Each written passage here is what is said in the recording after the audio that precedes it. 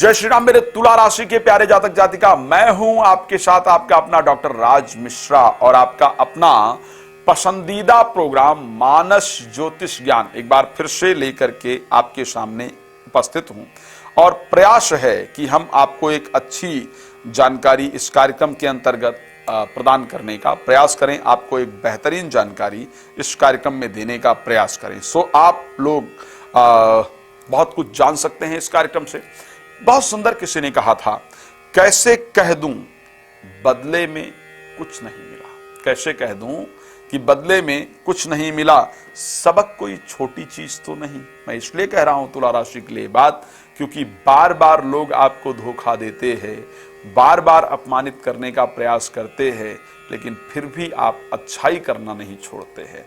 चलिए प्लीज करते रहिए, अच्छी बात है, लेकिन फिर भी जब एक बार सबक मिले तो अपने आप को सावधान करना इंपॉर्टेंट है। खैर, कोई राम कथा, भागवत कथा या श्री राम भागवत कथा, राम कथा, शिवपुराण कथा यदि आप अपने यहाँ कराना चाहते हैं तो आप प्लीज हमसे संपर्क कर सकते हैं। हम इस कार्यक्रम को भली भांति अच्छी तरीके से करते हैं, तो आप इसके लिए मुझे संपर्क कर सकते हैं। आपकी राशि की क्या परिस्थिति रहेगी? सो आपके राशि स्वामी शुक्र जो है वो 6th हाउस में राहु के साथ जाकर के गोचर करने वाले हैं, सूर्य के साथ गोचर करने वाले हैं। बुध और बृहस्पति आपके 7th हाउस में गोचर करेंगे, शनि मंगल आपके 5th भाव में गोचर करेंगे और केतु आपके 12th हाउस में गोचर करेंगे। क्या परिस्थितियां आपके लिए रहेगी?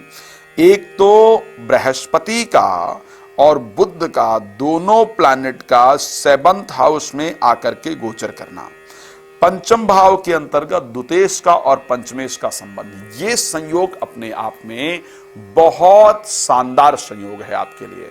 क्यों मैं कह रहा हूं शानदार संयोग है? भाई, भागेश का राशि को देखना, 3rd हाउस के स्वामी का राशि को देखना, इट मीन्स कि बुद्धिमानी के साथ साथ आत्मविश्वास की वृद्धि करने वाला है, नई ऊर्जा को देने वाला है, नए मार्ग को प्रदान करने वाला है। स्वास्थ्य बेहतर रहेगा, अच्छे लोगों से संबंध बनेंगे, नई योजनाएं बनेंगी, व्यापार की एक अद्भुत कला आपके अंतर्गत आएगी, आपके अंदर आएगी, तो व्यापार इत्यादि की आप वृद्धि कर पाएंगे, सम्मान प्राप्त कर पाएंगे। इस प्रकार की परिस्थिति है।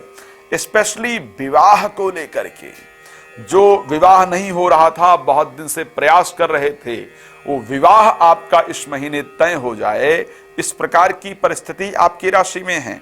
वैवाहिक जीवन को सुधारने के लिए सबसे शानदार रास्ता इस महीने आपको प्राप्त होने जा रहा है। एक और इंपॉर्टेंट चीज, क्योंकि शुक्र अपना राशि परिवर्तन करेंगे, 24 तारीख को शुक्र चले जाएंगे मेष राशि के अंतर्गत और वो राशि को दृष्टि देंगे, यानी 3 शुभ प्लैनेट एक साथ गोचर करेंगे 7th हाउस के अंतर्गत।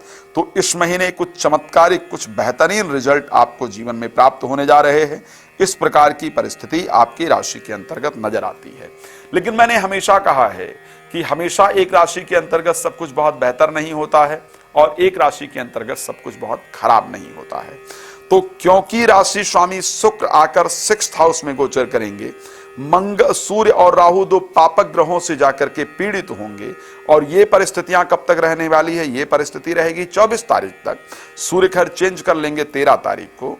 तो जो शुक्र का 13 तारीख तक स्पेशली पीड़ित होने का योग है, उसमें भाग दौड़ अत्यधिक रहेगी। एक प्रॉब्लम को सॉल्व करें तो दूसरी प्रॉब्लम, और दूसरी प्रॉब्लम को सॉल्व करें तो तीसरी प्रॉब्लम। इस प्रकार की परिस्थिति आपकी राशि के अंतर्गत नजर आ रही है। मानसिक अशांति रहेगी। आखिर क्या करना चाहिए ताकि जो समय है वो पूरा अनुकूलता से निकल जाए? यहां पर हमें क्या करना है? दुर्गा जी के सामने कपूर जलाना है प्रत्येक शुक्रवार को। ध्यान रखिएगा, दुर्गा जी के सामने प्रत्येक शुक्रवार को कपूर जलाने की आवश्यकता है, दुर्गा जी को कपूर अर्पण करने की आवश्यकता है।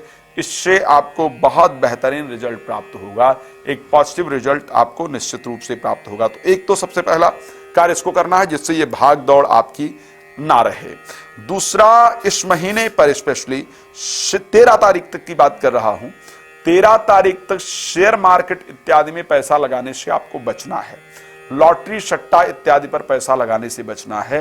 पार्टनरशिप में अगर कोई व्यवसाय कर रहे हैं या कर रही हैं तो वहां पर आपको धन लगाने से बचना है। तारीख 13 के बाद कंडीशन बिल्कुल बदल जाएगी। तारीख 13 के बाद आपको शेयर मार्केट से, लॉटरी से, सट्टा से, पार्टनर्स के साथ कार्य से आपको एक बेहतरीन लाभ प्राप्त होगा। तो तारीख 13 तक आपको सावधान रहने की आवश्यकता है। 13 तारीख के बाद जो आर्थिक लाभ के मार्ग हैं, जो धन के लाभ के मार्ग हैं, वो आपके जीवन में खुल जाएंगे और आपको सफलता की प्राप्ति तारीख 13 के बाद निश्चित रूप से होगी। तो 13 तारीख के बाद मुझे लगता है इस पर आपको विस्तृत प्रयास करना चाहिए और वहां पर अच्छे रिजल्ट्स आपको जरूर प्राप्त होंगे। विवाह के लिए यह महीना अच्छा है। संतान को लेकर के शुभ समाचार इस महीने में प्राप्त हो, बिकॉज सप्तमेश मंगल भी जाकर के पंचम भाव में गोचर करेंगे, तो संतान प्राप्ति के लिए शुभ समाचार इस महीने में प्राप्त हो, इस प्रकार का संयोग आपकी राशि के अंतर्गत जरूर नजर आ रहा है। एक लाभप्रद संयोग आपके लिए रहने वाला है। जो लोग स्पेशली विदेश यात्रा के लिए प्रयास करना चाहते हैं, ये महीना आपके लिए बहुत शानदार है। यानी विदेश यात्रा का संयोग आपकी राशि में इस महीने बनता हुआ दिख रहा है। तुला राशि मेरी एक पसंदीदा राशियों में से एक है। तो ऐसे कंडीशन में नौकरी को लेकर क्या परिस्थिति रहेगी?